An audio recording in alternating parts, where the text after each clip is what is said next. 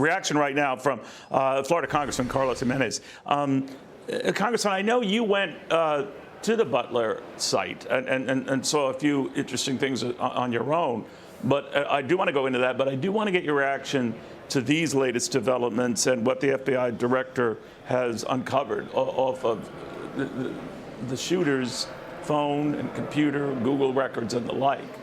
This was well planned, well researched. Yeah, it was. Look, and now it explains why he has a rangefinder. So he wanted to find out how far away Oswald was from Kennedy. He wanted to find out how far away he would be from President Trump. No, this is pretty methodical. I mean, doing the drone, checking it out, trying to find a good sight line, finding that sight line on the roof of that building where he'd had a clear shot. We may not understand him, but it looks like he's a pretty intelligent individual. He also had some bombs in his car. He had a detonator in his pocket. So maybe he was planning his getaway also, creating some kind of diversion after he, in his mind, successfully assassinated, President Trump. And so he planned this out pretty well. And but again, the lapses in security helped him in his quest and allowed him to take those shots not only at President Trump but also kill an individual in the crowd and then seriously wound two others. And so there's a lot of lapses here that allowed him, even though he was highly intelligent, to be able to do what he did. We know since, Congressman, that the Secret Service has recommended against any outdoor rallies. And we know that the Trump campaign will stop them for now. What do you think about that?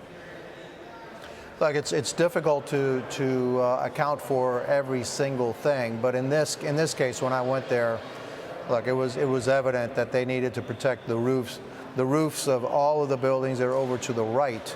There was also a water tower there that they could have placed an individual to look over the entire area, and we had personnel on that water tower, he never would have gotten away with it because he would have been seen, right away. Yeah, it's more difficult to logistically on the outside, and so to be as cautious as possible is probably a good idea, but it really doesn't excuse all the lapses here that happen. I don't understand why the FBI director doesn't have the communications between all the agencies. All that's on tape.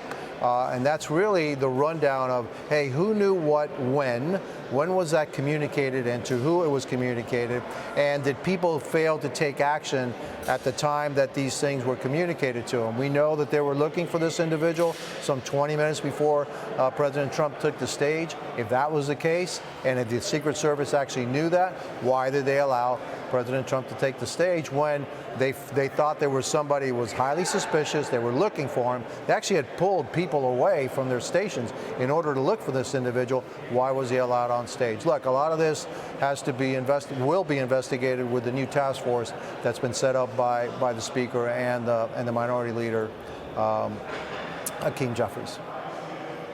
Congressman, do you think the Secret Service, they're looking for a new leader, now a new director, but they're under Homeland Security, and that was born, of course, after 9/11, where we put all of our various security agencies under one big old umbrella. Do you think that was wise? Do you think we should even start looking at that?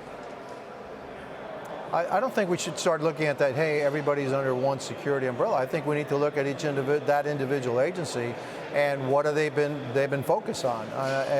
It's clear to me that there were security lapses here that should never have happened under a professional security operation like the Secret Service is supposed to be.